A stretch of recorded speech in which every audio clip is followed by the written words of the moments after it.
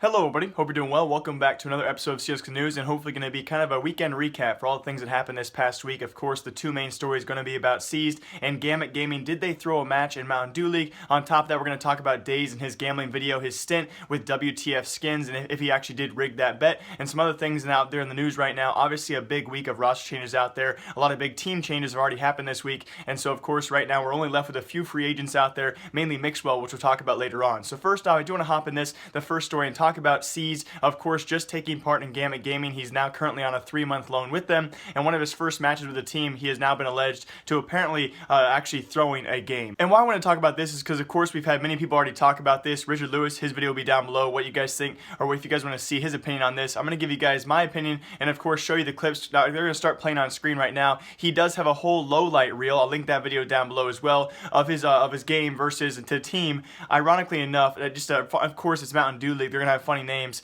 It was Gambit Gaming, and of course Seized being a new member on that team against a team known as Stiffmeister. And yes, it was out of nowhere where Gambit Gaming did actually lose this match. I ended up losing, I think, 16-13, and it was in Mountain Dew League. So the overwhelming evidence people presented so far was, of course, his stat line and of course his low light reel, the amount of plays he actually did make that were just terrible plays. I'm going to try and explain away at least one of those major factors, and on top of that, guys, the overwhelming evidence besides that was the fact that this is a game you're going to throw, right? This is a game you would want to throw if you were going to throw a match. This would probably be one. It's a Mountain Dew League match in the middle of nowhere, just after the major. It's not really much hype around it. It's a team known as Stiffmeister you're playing against. So you are correct. If you guys assume he was throwing the match, this is definitely a perfect match to choose. And they did it, they were throwing the match. They did it in great fashion. It was a close match, 16-13 after they threw away that first half. But again, I want to touch on the reasons though why this would not be a throw in my eyes. Could be an argument for and against it. I want to present you guys with, I think it's going to be 3 to 4 reasons as to why I don't think this was actually a match throw. You can comment down below why you think. The first of which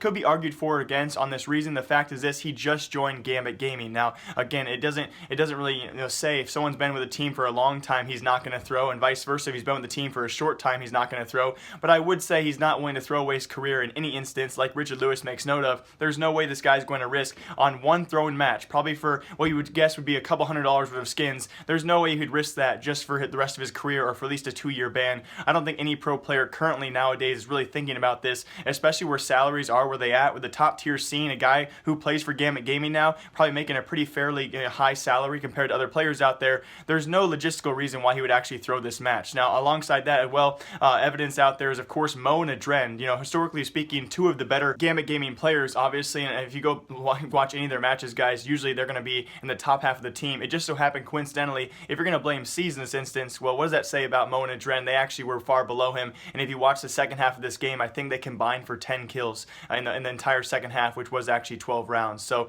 it was kind of crazy to see. If you guys are going to blame Seized all of a sudden, I'm not sure if it's an immense amount of hate just because he just recently joined Gambit Gaming. On top of that, though, there was an overwhelming kind of applause for one clip in particular. I'll play on screen for all of you guys, or it's already been played. I'm going to play it again, though, with the audio of the commentary, and it just kind of goes to show you, though, the context things can be watched in, and the fact that if you're not watching the game live, you can definitely think different things than what you might see from a low light video. So I'm going to play you guys a clip that was actually commentated over of one of the plays that people thought was a pure sign of a throw, and you guys can see and analyze for yourself what really happened. With only one defender on A, that's going to be Seized. Seized is in a good position though. Oh, the timing. He doesn't spot any of them. They actually get past him without making any sounds. Will the third player get past him as well? Oh. They duck under it. Now he hears them.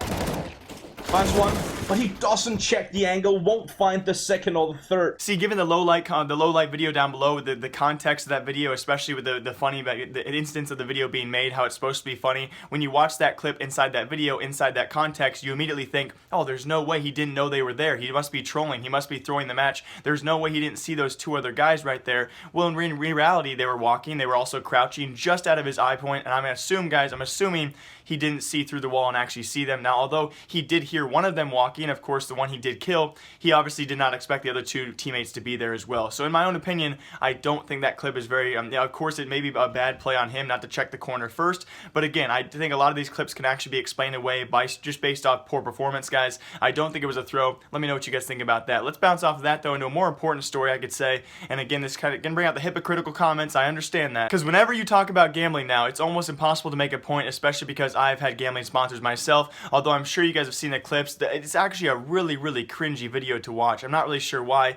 It reminded me a lot of the whole FaZe Clan idea. Remember the FaZe Clan days, guys, where I exposed them for their whole CSGO Wild thing? This was actually a clip, of course, by DaZed or DaZed, whatever you want to pronounce it as, and of course one of the more prominent upcoming CSGO YouTubers a while ago, until he's kind of dropped off ever since he left Team GX, and apparently he's not going to pursue a professional CSGO career anymore. Ever since he left that roster, he's kind of been a little quiet. Honestly, besides his last few videos, a lot of them being based off his playoff pick'ems, and I'm going to say this right now, guys, a majority of his previous videos have been just gambling. I'm not really going to count playoff pick'em videos as videos. They're not really taking a lot of effort, and so if you take those out of the mix itself, a lot of his videos have just been gambling, which of course I love. The fact that he's making money off YouTube. It's a great source of income for him, and I'm glad he can actually make money off a video game. It's pretty crazy to see people making a living off this kind of stuff. But on top of that, though, we do just watch the video. A dark white, we'll go with it again and try to ride the train a little bit. Get off to a good start. Never mind. God damn. I really thought that was going to land on 8 too. And you know what? I'm going to bet 420. I'll put 20 on green. Oh no. Oh my god, I just did an accidental green bet. Oh my god. Oh my god. What the fuck? Holy shit, I just got so lucky. 5K, dude. I got it! Oh my god! Oh shit! And of course, when you turn $420 into $5,800 out of nowhere, it's gonna, of course, draw suspicion. Now, I want to say this honestly, guys. I watched the video before it even hit the Reddit pages where people were freaking out, and I didn't think he faked it. I mean, it's kind of a typical reaction by DaZed to have that kind of neutral reaction and kind of really content with life. He's just never really gonna freak out no matter what. I'm not sure anyone's ever seen him freak out. So let's give it the benefit of the doubt, guys. Say it wasn't faked. Let's present some background information, though, for gambling video. For those of you guys who don't know, understand how a gambling sponsor might work. It's pretty straightforward. Either two options are going to be here. They either pay you through the skins you use in the video. So for this instance, he was given about an $800 skin in the actual site itself. Now, they could have paid him that $800 skin and said you have to bet this, and they also could have given him an external payment as well. Now, let's say they paid him, I don't know, for a channel like this, you can assume he's probably making much more than $800 in the video. So it leaves you with two options. Either they paid him externally, maybe via PayPal or whatever it might be, some form of payment for $3,000 to $5,000. They paid him off that. They also told him to bet $800 skin on the site. They also gave him that skin as well.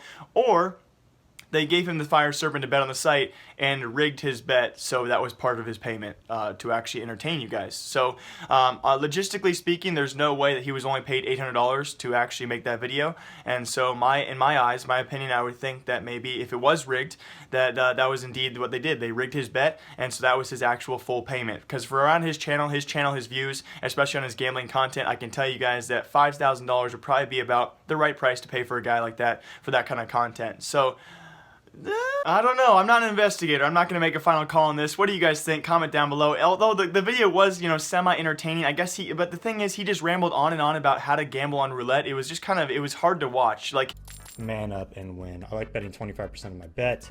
I think it's a good strategy because you have to take a risk, right? Like normally 25% is a lot. You could just go out and 4 bets, right?